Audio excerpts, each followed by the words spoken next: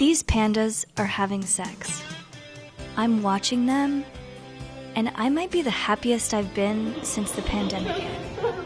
Zookeepers have been trying to get Ying Ying and Lily to mate for 10 years. On April 6th, they finally consummated their relationship. Their home is an enclosure inside a Hong Kong amusement park, but because of coronavirus, the park has been closed since January. Maybe all these pandas needed to get together was for us to go away. It's a phenomenon we're seeing all over the world. Wild animals have been out there having the time of their life. The animals have taken back their kingdom. Lately, I can't get enough of stories like this. Humanity is stuck inside, but our feeds are overgrowing with tales of a revived natural world. Bobcats and black bears have taken over Yosemite. Lions are napping in the road in South Africa. The Welsh town of Llandudno belongs to the goats now. Ooh, crikey. And in LA? I miss the smog. All of these stories suggest that the coronavirus has had a healing effect on Earth's non-human affairs. And that idea is so powerful that it can override even the ecological reality. Like this widely shared story about elephants who took advantage of the quarantine in China by breaking loose, getting drunk on corn wine, and passing out in a tea garden. Beautiful story, totally made up. Has the coronavirus been good for the environment?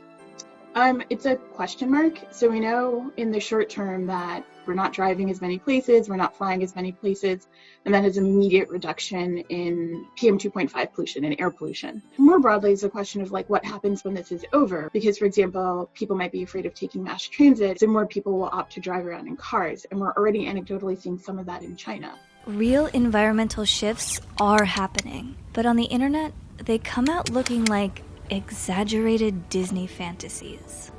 These stories feed the idea that centuries of environmental abuse could just be accidentally reversed by only a short period of sacrifice.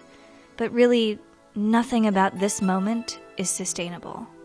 The fantasy behind these images is not about humans living in harmony with nature. It's about total human exile. The posts we're sharing aren't pastoral. They're post-apocalyptic. At a time when human life is at great risk, it's weird that some of us are finding comfort by reveling in our own destruction. At its most extreme, the impulse can even sound like eco-fascism, which promotes the elimination of human life in order to save the environment. And the extremist rhetoric that humans are the virus has become an internet-wide joke. We are the virus. We are the virus. We are the virus. We are. Most of the people sharing these images are not expressing a latent death wish.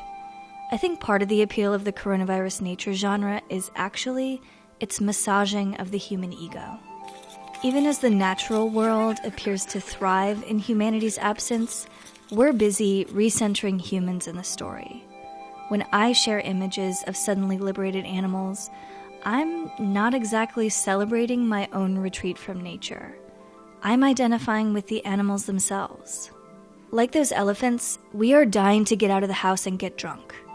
And just like Lily and Ying Ying, we want the chance to meet somebody special. When those pandas did it, I felt this strange surge of pride. It was as if, by doing nothing, I had accomplished something. I had made the world a better place, if only in my imagination.